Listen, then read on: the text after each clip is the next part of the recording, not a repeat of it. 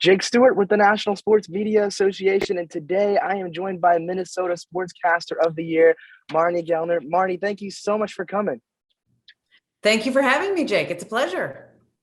I want to ask you, obviously, you won for the state of Minnesota. You've been covering the Minnesota Lynx, the WNBA team, for, I believe, the past 11 or 12 seasons now.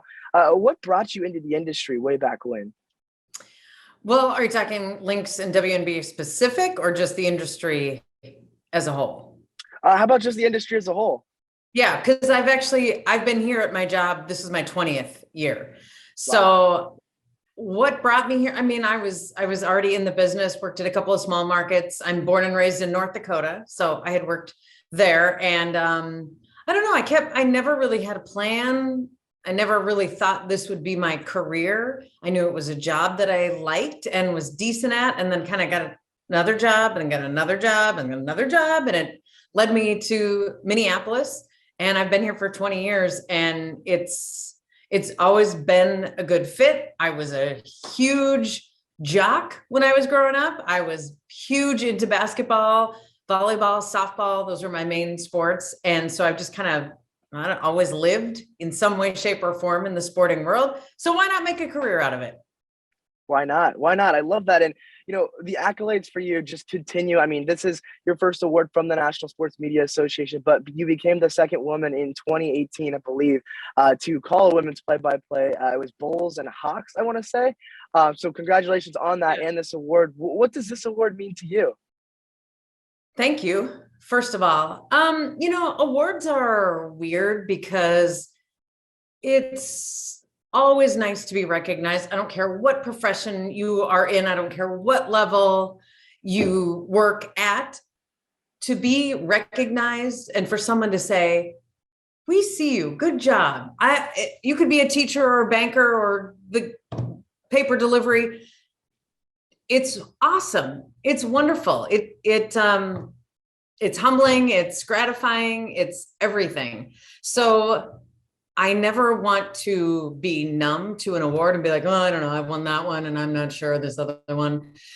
I never want that, the appreciation to go away. I feel appreciated. I feel recognized and seen. And I think everybody loves that. And then through it all, you try to stay humble. You try to be like, no, it's not a big deal. And then inside you're like, oh, thank you. Well, I want to switch gears too. And I want to ask you about your career so far. I want you to pick maybe a moment or a game. What stands out to you as maybe something that's been maybe not your favorite, but just something that's been really memorable for you over the course of your career so far? Well, you had mentioned the NBA game. I've called 3 NBA regular season games. I've called 3 Minnesota Twins spring training games, and those were probably the single most enjoyable sporting work event I've ever had, because I don't know if you've been to spring training baseball games, but there's a real chill vibe there. One of the games I called ended in a tie. It was 4-4 after 9 innings, and the teams were like, we're good, see ya. And it was at the highest level. It was still super professional, but there was just such a relaxed atmosphere of just chill. So it was the strangest combination, but the Twins have never had a woman call any of their games. So I was thrilled and honored. That's the team I grew up with too. I mean, the Twins have been part of my family and part of our sports fandom since forever, since I was a little girl. So to do that was one of the most memorable, fun, rewarding, all of it experiences in my professional career, for sure.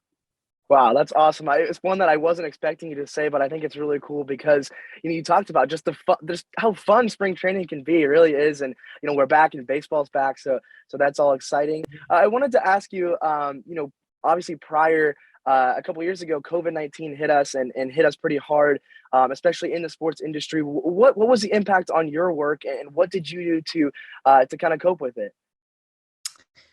The impact was immense. I was packed and ready to meet the Timberwolves in Oklahoma City for some reason I hadn't gone on the first game, and usually we travel with the team. They were in Houston and I was meeting them in Oklahoma City to finish off the road trip, and everything just stopped in an instant, came to a halt. And anyone who works in sports knows there was nothing. We didn't know when it would come back and what this was. And to be as busy as we are, and it's just go, go, go, and it's constant, to nothing was shocking and startling and eerie and uncomfortable. Yet I have 2 kids and I was like, okay, I guess we're hanging out. And they were like, you're still here? Yeah, and the next day, you're still here? So it was bizarre on all kinds of levels. It made me appreciate so much more. I like to think that I, in general, appreciate life. I take moments, I take snapshots, I breathe it in, I take it in. But that really made me go, okay, even just our freedom and ability to attend a sporting event is something I will never, ever take for granted. And then in my downtime, I painted our kitchen cabinets. So awesome. I love it. It looks great. Thank you. Of course. All right, I'll switch gears one more time and ask you this. So obviously you talked about not necessarily knowing right away that you want to be a sportscaster, which I think is really, really interesting and awesome, because a lot of our winners have said, okay, that's what I wanted to do from day one. Once you kind of knew your path and knew you wanted to do this, who were some mentors, or who were some people that you looked up to along the way? In the business, it's Michelle Tafoya. She's the gold standard, and she lives in Minneapolis, and I've gotten to know her. So I feel like I have picked her brain on a different level than a lot of people get to. But I always like to cite my mom, who was a school teacher. Well, she retired, but and still does substitute work, but like, just for showing me that you can be part of groups and committees and kind of blaze a trail and be on the forefront of things, even if it's not traditional. So, in the business, for sure, Michelle. Outside of the business, always my mom, just because there was never a question of like, oh, you're doing this, but you're a girl and girls don't really do that. And that never was a conversation, which I greatly appreciate, and probably would not be here today had I not grown up that way.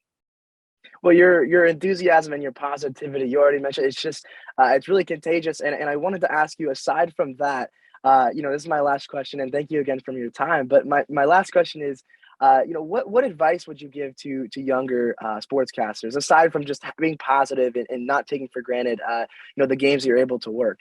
Yeah. It's, this business is not unlike other occupations, in that the single most important things, I shouldn't have said single, because the most important things are: be responsible, be respectful, be on time, do your work, be someone people like to be around, like all those little things. It doesn't matter if you're in this industry or in an office setting or you're delivery driver, any of those, if you are reliable and respectful and responsible, and you get your work done and you show up on time, and you're someone that people just enjoy being around, or maybe just don't dislike being around, we'll even lower the bar. That will get you so far in life. It will get you far in this industry, but it will get you so far in life.